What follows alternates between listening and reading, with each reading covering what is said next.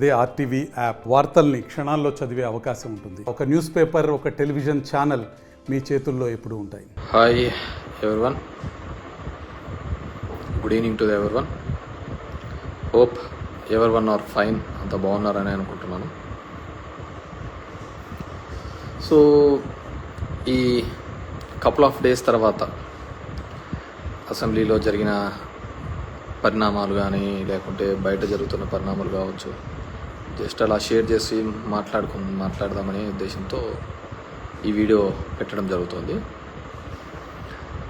So 2024లో ఒక mandate ఇచ్చినారు, జనాలు మ్యాండేట్ ఇచ్చినారు. సో దాంట్లో కొంతమంది ఇట్సే ఈవీఎంల వల్ల అనేది ఉంది, 49 lakh ఓట్స్ మ్యానిపులేట్ అయినాయి అనేది. స్టిల్ అది ఇంకా ఒక కంక్లూజన్ కోసం అన్ని పార్టీలు మాట్లాడుతున్నారు. అఖిలేష్ యాదవ్ లాంటి వాళ్ళు అయితే నా దాంట్లో 80కి 80 వచ్చినా కానీ నేను ఈవీఎంస్ని అయితే నమ్మే పరిస్థితి లేదు అనే పద్ధతిలో.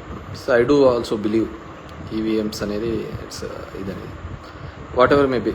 గతంలో చంద్రబాబు నాయుడు బాగాలేదన్నారు, ఇప్పుడు బాగుందంటున్నారు. నేను ఎప్పటికీ ఎలక్ట్రానిక్ డివైజెస్ అనేది మేనేజ్ చేయొచ్చు, మ్యానిపులేట్ చేయొచ్చు అనే దాని మీద నేను పూర్తిగా నమ్ముతాను. So what ever be good or bad అనేది తర్వాత తెలియనుంది.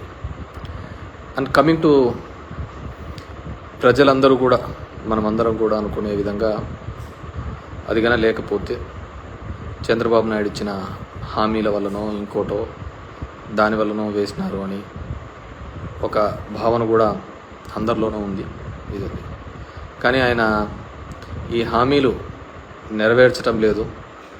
ముఖ్యంగా అమ్మఒడిని కావచ్చు, ఇలాంటివి అవన్నీ తీసేస్తున్నాడు అని చెప్పేసి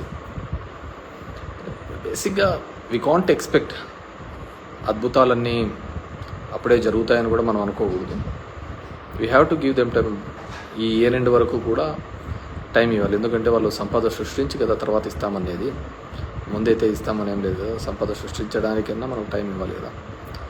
సో ఆ సంపద సృష్టించిన తర్వాత మనం వాళ్ళు ఏ మాట వరకు నిలబెడతారు, ఏ విధంగా వాటిని ఇది చేస్తారు అనే దాన్ని మనం మాట్లాడుకోవచ్చు.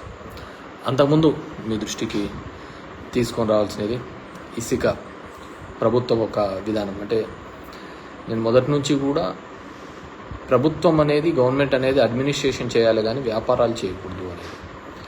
దాంట్లో 2 బిగ్ మిస్టేక్స్ వచ్చి, ఒకటి ఇసుక, మందు. ఆ 2 వ్యాపారాలు గవర్నమెంట్ చేయాల్సిన వ్యాపారాలు కాదు, అది థర్డ్ పార్టీ చేయాల్సిన వ్యాపారాలు. మనం అడ్మినిస్ట్రేషన్ చేయాలి. దానివల్లనే మొత్తం చెడంతా మూట కట్టుకున్నామనే ఒక అపవాదం ఉంది. స్టిల్ ఈ గవర్నమెంట్ కూడా అదే కంటిన్యూ చేస్తుంది. వాళ్ళు ఏదైతే మారుస్తామన్నారో వాటిని మార్చకుండా తిరిగి అదే కంటిన్యూ చేయడం జరుగుతుంది. ఇట్స్ వాళ్ళ ఇది. ఇసుక అనేది ఉచితం అన్నారు, అది ఏ విధంగా దొరుకుతుంది మనందరికీ తెలిసింది. బట్ మేబీ ప్రజల చేత ఎన్నుకోబడి ఉంటే we have to give time for them. వాళ్ళకు కూడా టైం ఇచ్చి దాని మీద ఏ విధంగా రియాక్ట్ అవుతారు, ఏ విధంగా చేస్తారు, చేయకపోతే ఒక ప్లాట్ఫామ్స్ మీద ఏ విధంగా మన రెస్పాండ్ కావాలా, మహిళలకు ఇచ్చే దానిలోకి వచ్చి ఏ పథకాల గురించి ఏమంటారు. సో దాని గురించి మనం పెద్దగా ఆలోచించాల్సిన అవసరం లేదు. దాని గురించి ఇదనేది నా ఫీలింగ్. అయితే నేనైతే ఈ ఇయర్ ఎండ్ వరకు కూడా వాళ్ళకు ఇవ్వాలి, టైం ఇవ్వాలి. ఇప్పుడు రోజు మనం ఉన్నప్పుడు తెస్తూ ఉంటే అప్పుల వారం అని, మంగళవారం అని అంటుంది. ఇప్పుడు చూస్తుంటే దగ్గర 32,000 కోట్లు డిఫరెంట్ రూపాల్లో తీసుకొని వచ్చారు. మరి అది ఎక్కడ ఖర్చు పెడుతున్నారో, ఎవరు ఖర్చు పెడుతున్నారో, ఎలా ఖర్చు పెడుతున్నారో కూడా తెలియటం లేదు. సో అది దాని గురించి ఒకటి. రెండోది చెత్త పన్ను. అప్పుడు వేసినప్పుడు చెత్త పన్ను వేసినందుకు చెత్త ముఖ్యమంత్రి అని కూడా మాట్లాడడం జరిగింది. చెత్త పన్ను అనేది చెత్తను కలెక్ట్ చేసుకోవడానికి ఖచ్చితంగా ప్రపంచ దేశాల్లో కావచ్చు, ఏ దేశంలో కూడా శానిటేషన్ బాగుండాలి అంటే ఖచ్చితంగా ఆ చెత్తను కలెక్ట్ చేసుకోవడానికి ఎవరికో ఒకరికి అప్పచెప్పాలి. లేదంటే నువ్వు తీసుకొని పోయి డంప్ యార్డ్లో వేయలేము కదా, మనమంతా చెత్త తీసుకొని పోయి. సో దాని ఒక మెకానిజం ఉండాలి.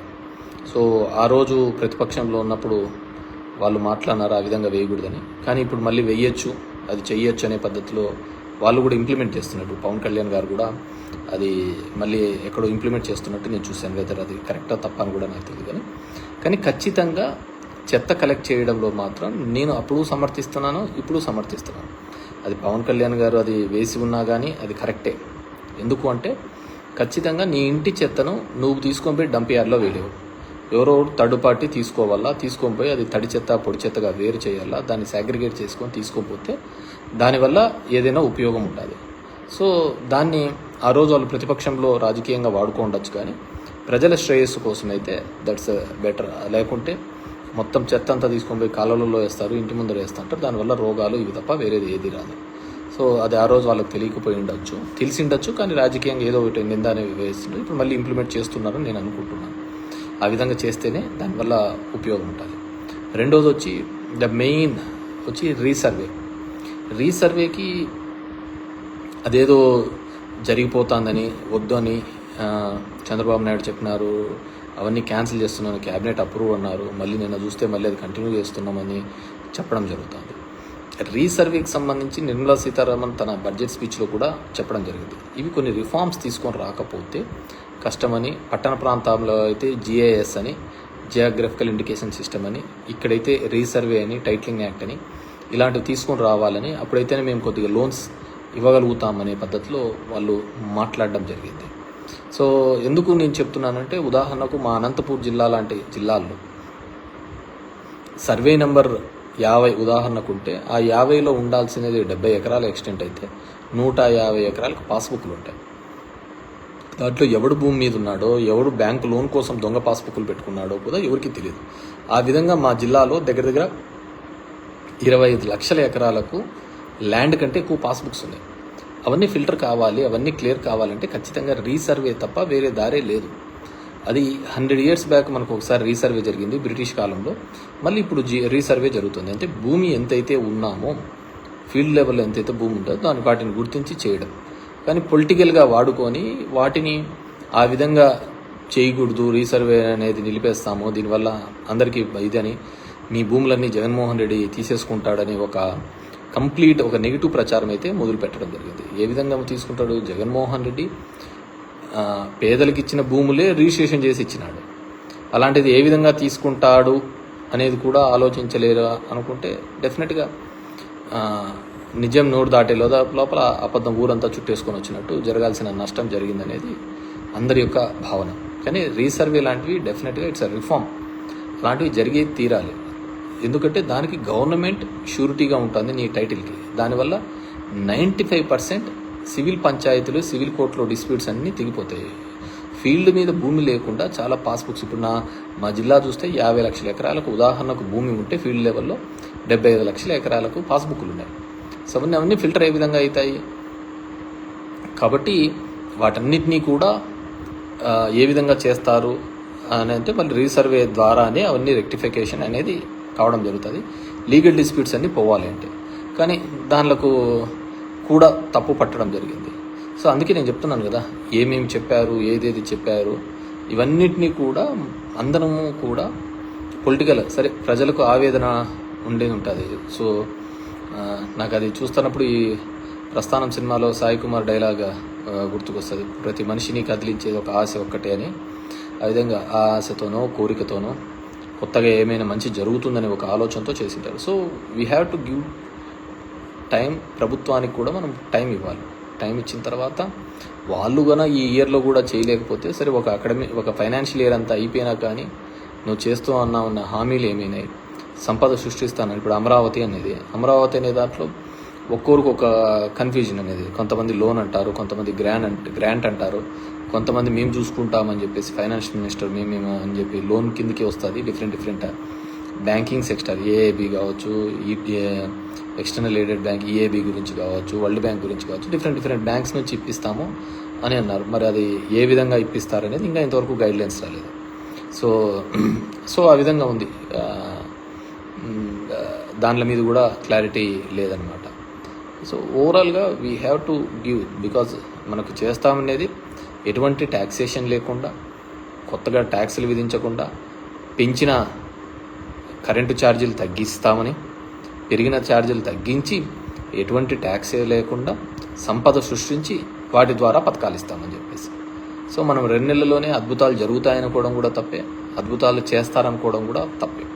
సో అది చంద్రబాబు నాయుడు గారు చేస్తారనేది ఇంకా పెద్ద తప్పవుతుంది. So we have to give time for them. And దాని లోపల కొన్ని చోట్ల ఈ గొడవలు కానీ ఇలాంటివి కానీ ఇట్స్ ఎ గుడ్ కల్చర్ కాదు అనేది మా భావన. ఎందుకంటే మనం వేసిన బంతి మళ్ళీ తిరిగి బౌన్స్ బ్యాక్ అవుతూ ఉంటుంది దాన్ని. సో అది మళ్ళీ వెనక్కి వస్తూ ఉంటుంది. సో అది చాలామంది మనల్ని ఎంకరేజ్ చేయొచ్చు, ఎంటర్టైన్ చేయొచ్చు, ఇలాంటివి చేయండి అని చెప్పేసి. మళ్ళీ అది రివర్స్ వచ్చినప్పుడు వాళ్ళు ఎవరు మనకు కనపడరు అనమాట.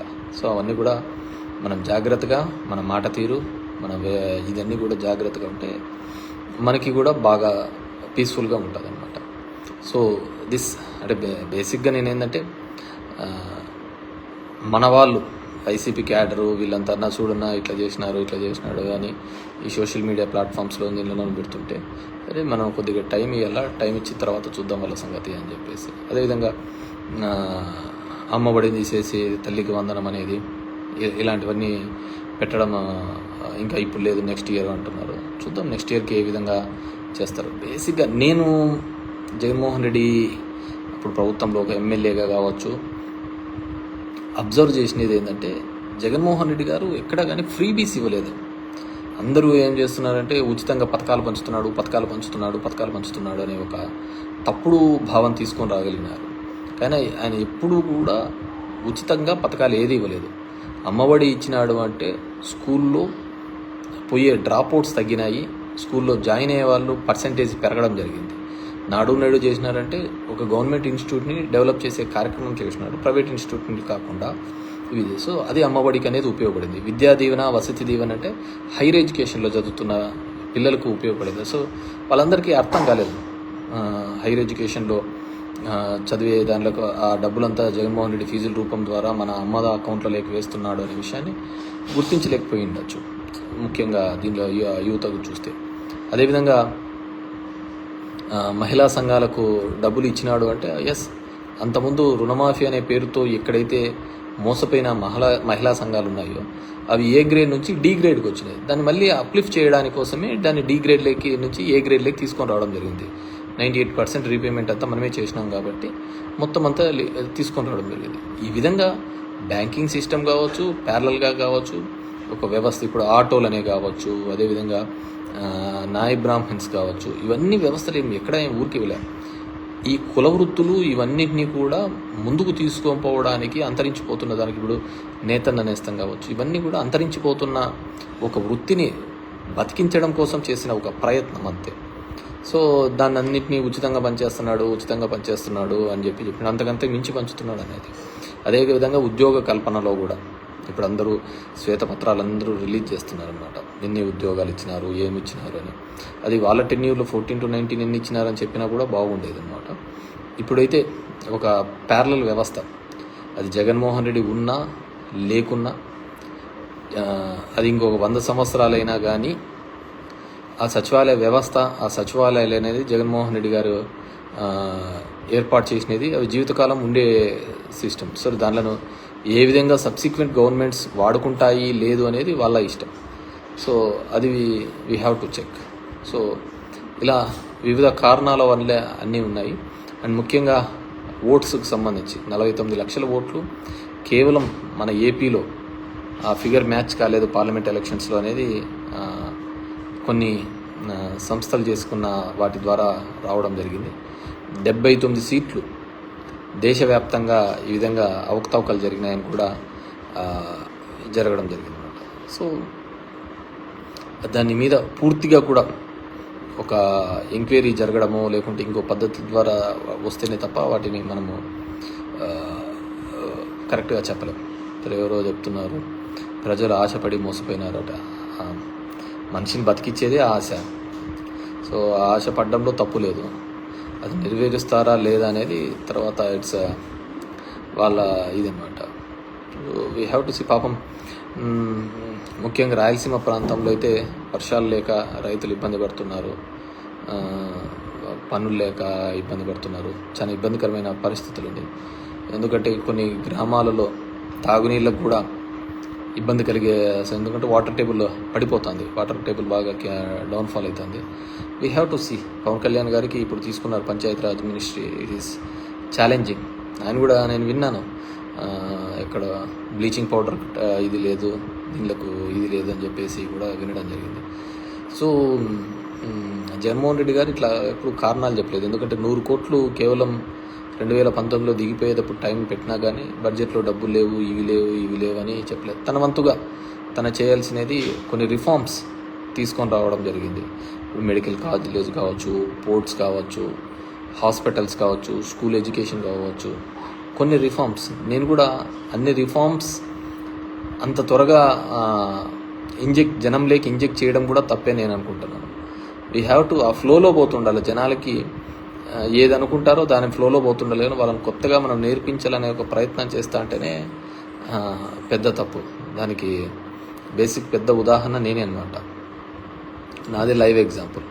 ఎందుకు నేను లైవ్ ఎగ్జాంపుల్ అంటే, ఇప్పుడు పబ్లిక్ రిప్రజెంటేటివ్స్ జనం దగ్గరికి పోరు, జనంతో మాట్లాడరు, వాళ్ళ దగ్గరికి వచ్చిన వాళ్ళనే కలవడం బరువుగా ఉంటుంది.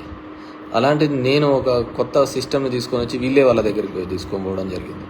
దానికి ఎన్నో నిందలు మోయడం తప్ప నాకు వేరేది ఏంది జరగలేదు. అదే మర్యాదగా నేను ఇంటికాడ కూర్చున్నా కానీ నాకు ఈ నిందలు తప్పేటివి, నా పని నేను చూసుకున్నా కానీ నేను జనం దగ్గరికి పోవడంతో నాకు నిందలు ఓటమి తప్ప నాకు నేను పెద్దగా మూట కట్టుకునేదంటూ ఏమీ కనపడలేదన్నమాట. సో అపవాదులు తప్ప మూట కట్టుకునేది ఏంది లేదు. సో అట్లుంటుంది. కాబట్టి ఎప్పుడే కానీ సిస్టంలో ఏ విధంగా అలవాటు పడితే దాని ప్రకారమే పోవాలా. అదేంటి అంటే రాజకీయ నాయకులు అనేది ప్రజలకు దూరంగా ఉండాలా, ఎలక్షన్లప్పుడు కనపడాలా, వాళ్ళకి అబద్ధాలు చెప్పాలా, అబద్ధాలకు నచ్చితే వాళ్ళకు ఇది చేస్తూ అంటారు, నమ్ముకుంటే వేయరు. ఇంకా దీంట్లో మంచని చెడు అనేది అనవసరమైన విషయం. అండ్ రెండోది, చంద్రబాబు గారు నిజమైన రాజకీయ నాయకుడు అయితే అసలు ఏ పథకాలు చేయకూడదు. ఎందుకు చేయకూడదు అని నేను అంటానంటే, ఇన్ని పథకాలు చేసి ఎటువంటి అవినీతి లేకుండా ప్రజలకు అందించాలి అని జగన్మోహన్ రెడ్డి గారు అనుకున్నారు. ఆ విధంగా అనుకోవడం వల్లనే కదా జగన్మోహన్ రెడ్డికి 11 సీట్లు వచ్చినాయి. అదొక పొలిటికల్ లాగా చేసి ఇంకో విధంగా చేసింటే ఇప్పుడు అందరూ అదే చెప్తున్నారు కదా, వాలంటీర్ అనే వ్యవస్థను తీసుకొని రావడం ద్వారానే పార్టీకి దానికి దూరం అయిపోయింది అనేది అందరి యొక్క భావన. సో వాలంటీర్ వ్యవస్థ ద్వారా అవినీతి లేకుండా చేయాలి అనేది జగన్మోహన్ రెడ్డి యొక్క ఆలోచన. అది నచ్చలే జనాలకు. లేదు మేము ఇలాగే తిరగల్లా, మేము అందరి రాజకీయ నాయకులు ఇళ్ళ దగ్గరికే పోవల్లా, తిరగల్లా, ఇవ్వల్లా, మమ్మల్ని సతాయించల్లా, అప్పుడు కానీ మాకు ప్రభుత్వం నుంచి అందకూడదు అనే పద్ధతిలో ఆలోచించినారు. So we have to accept. So ఇప్పుడు గన చంద్రబాబు నాయుడు గన పథకాలు గన ఇవ్వడం మొదలు పెడితే అందరూ అంటారు కదా, ఏమని అంటారు, జగన్ రెడ్డి బాగా చేసినారు లేప, జగన్ రెడ్డి చేసిన దానికి మీరేం చేసినారు, ఇప్పుడు నేను చేసినా అవే చేస్తాము, కాబట్టి నా స్టైల్ వేరు అనే తన స్టైల్లో తన ఫంక్షనరీ మొదలు పెడతాడు. సో అదే ఫంక్షనరీ ఇప్పుడు మొదలు పెట్టినాడు అని నేను అనుకుంటున్నా. మళ్ళీ తన ఫంక్షనరీ మొదలు పెట్టాడు అని నేను అనుకుంటున్నాను. సో నిజంగా అంటే అప్పుడు ఒక మోడల్ అయ్యేది. జగన్మోహన్ రెడ్డి గన సక్సెస్ అయ్యి ఉంటే పేదవాళ్లకు సాయం చేయాలి, పేదవాళ్లకు ఆదుకోవాలి అనేది ఒక ఎగ్జాంపుల్గా నిలిచేది.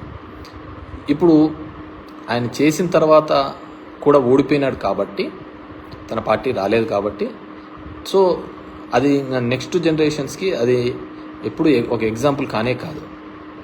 సో అది నెక్స్ట్ జనరేషన్కి అది ఎగ్జాంపుల్ కానే కాదు.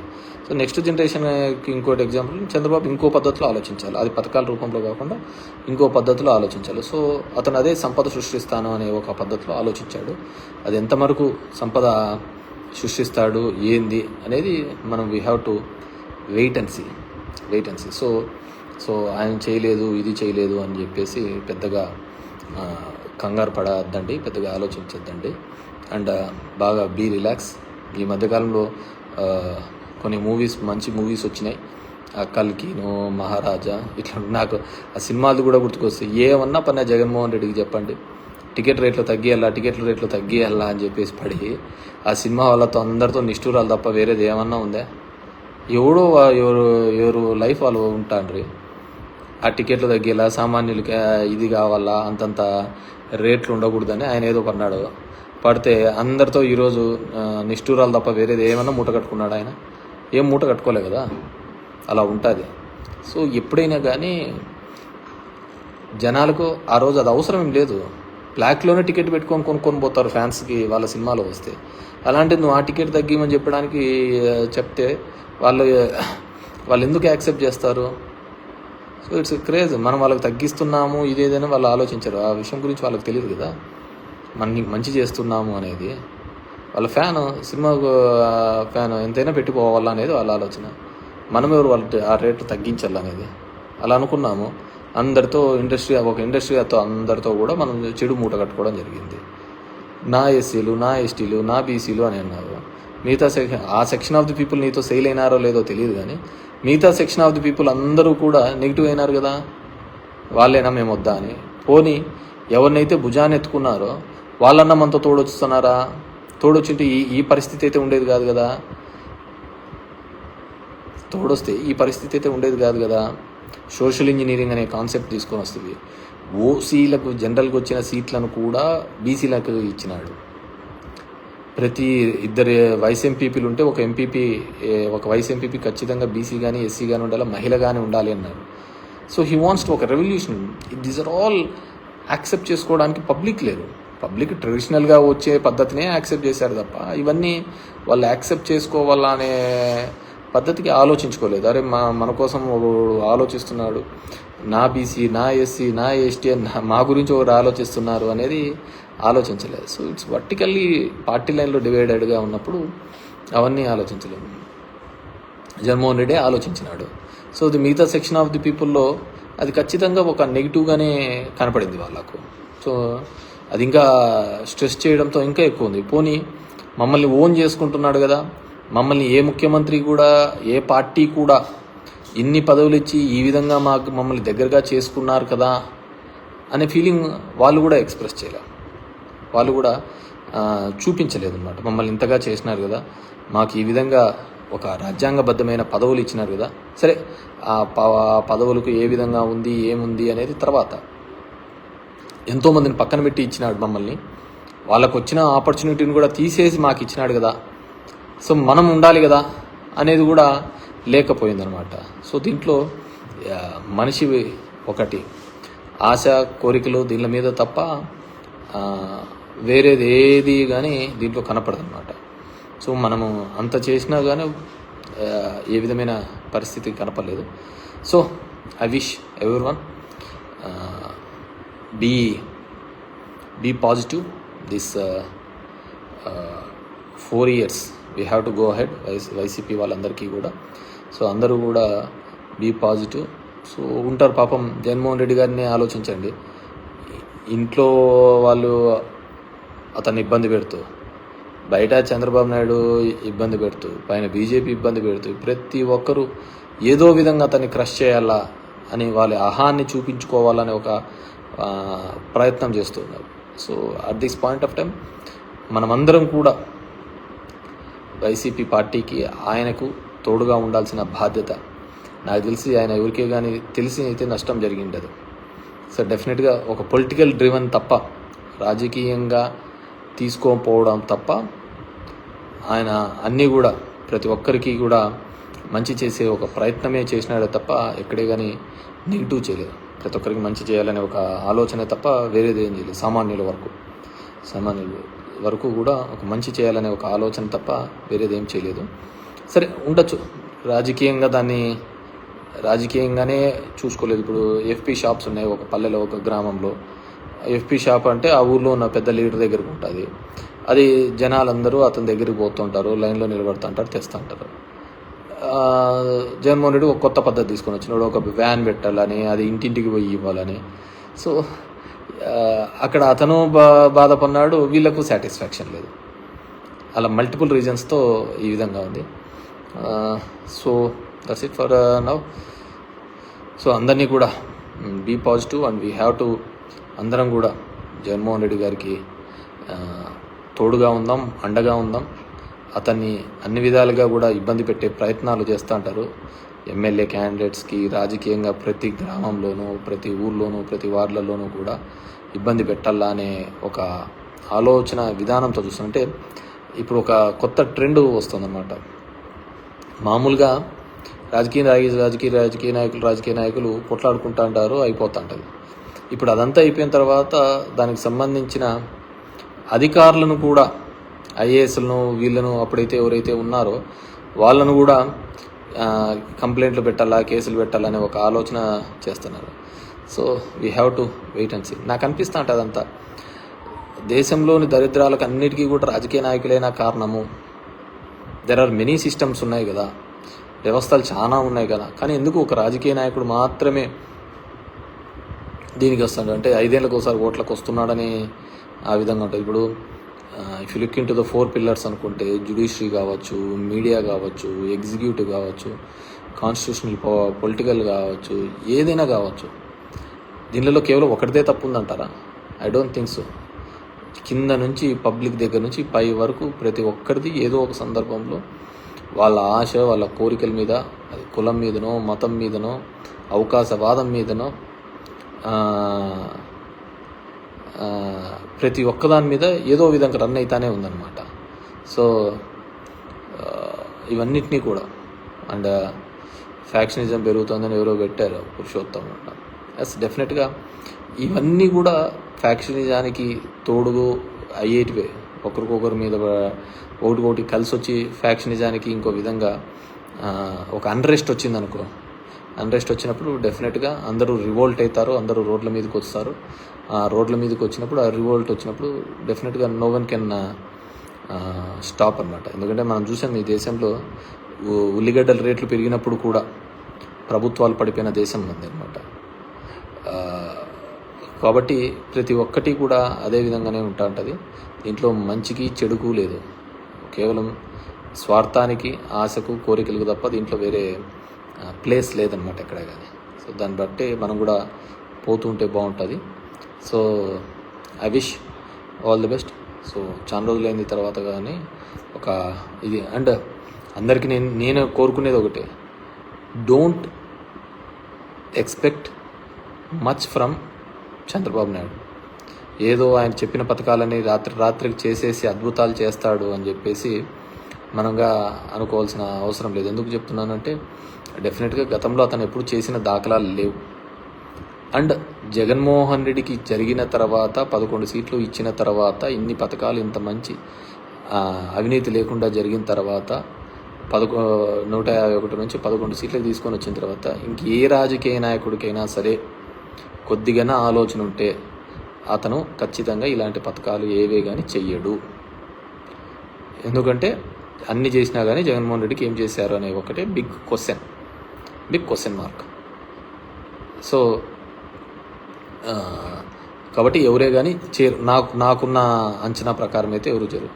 ఏదో ఎలక్షన్లకు 2 నెలల ముందు వస్తూ ఉంటారు, నీకు ఏది ఇష్టమైతే అది ధర్మవరానికి సముద్రం కావాలంటే తీసుకొని వస్తామంటారు, ఇంకోటి కావాలంటే తీసుకొని వస్తారు, అట్లేదో మాటలు చెప్తా అంటారు, పోతా అంటారు. సో దట్స్ పీపుల్స్ అన్నమాట. Thank you very much. మరిన్ని వీడియోస్ కోసం ఛానల్ ని సబ్స్క్రైబ్ చేయండి, లేటెస్ట్ అప్డేట్స్ కోసం వాట్సాప్ ఛానల్ ని ఫాలో చేయండి అండ్ లింక్ డిస్క్రిప్షన్ లో ఉంది.